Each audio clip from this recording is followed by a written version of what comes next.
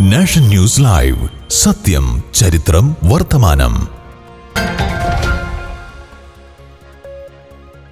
അന്വേഷണം കടുപ്പിക്കാനൊരുങ്ങി police. Cinema താരങ്ങളായ ശ്രീനാഥ് ബാസി, Prayaga Martin എന്നിവരിൽ നിന്നും ഉടൻ വിവരങ്ങൾ ശേഖരിക്കും.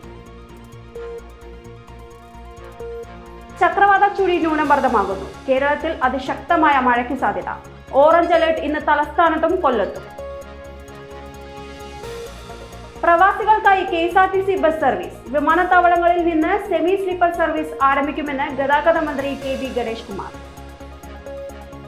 കടൽ വെള്ളരി കച്ചവടം. കൊച്ചി നഗരത്തിൽ വാടക വീട് കേന്ദ്രീകരിച്ച് കടൽ വെള്ളരി വിൽക്കാൻ ശ്രമിച്ച 4 അംഗ സംഘം വനം വകുപ്പിന്റെ പിടിയിലായി. 100 കിലോയിലേറെ കടൽ വെള്ളരിയാണ് ഇവരിൽ നിന്ന് പിടികൂടിയത്.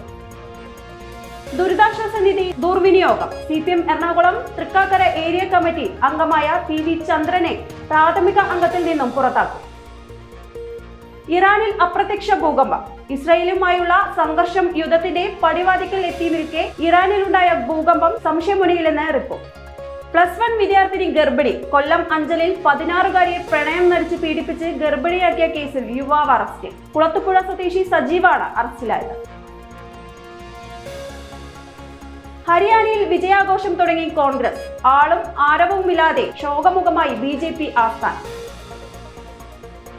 വനിതാ ലോകകപ്പിൽ 2ാം ജയം. വനിതാ T20 ലോകകപ്പിൽ ദക്ഷിണാഫ്രിക്കയ്ക്കെതിരെ 7 വിക്കറ്റിന്റെ വമ്പൻ വിജയം സ്വന്തമാക്കി ഇംഗ്ലണ്ട്. ഇസ്രായേൽ വ്യോമാക്രമണം. ഗാസയിൽ 77 പേർ കൊല്ലപ്പെട്ടു. ഒക്ടോബർ 7 ആവർത്തിക്കാൻ അനുവദിക്കില്ലെന്ന് നെതന്യാഹു.